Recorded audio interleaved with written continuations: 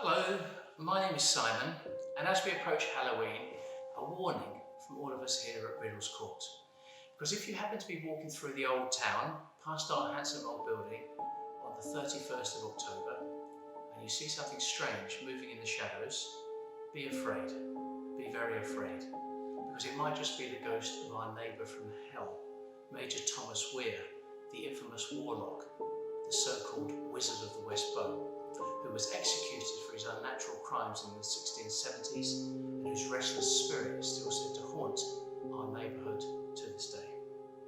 Major Weir was a former soldier and commander of the town guard, a man renowned for his piety, a fierce Calvinist and a fiery preacher who lived with his unmarried sister Jean in the West Bow, that dark, narrow, zigzag lane that used to run downhill right alongside Riddle's Court.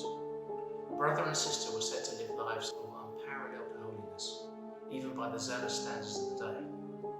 Until, that is, one evening, Major Weir shocked an assembly of fellow saintly worshippers by confessing to having lived a depraved and satanic double life. Sins of the flesh, you understand. Sins that involved his sister.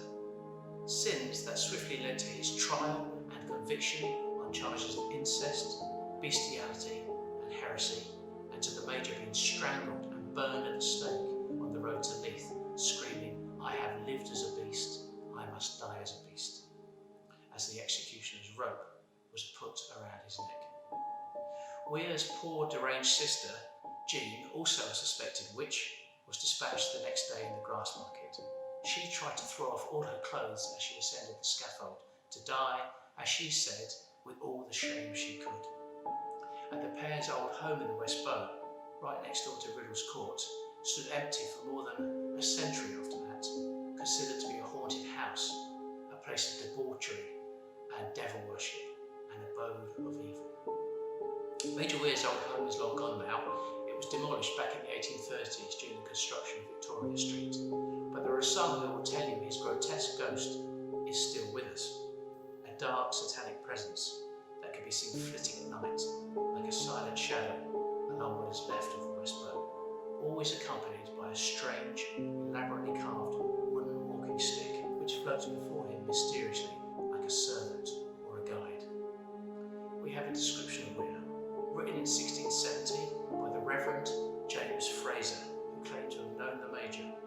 He was a tall black man, Fraser writes, and ordinarily looked down to the ground, a grim countenance and a big nose. His garb was still a cloak and somewhat dark, and he never went without his staff.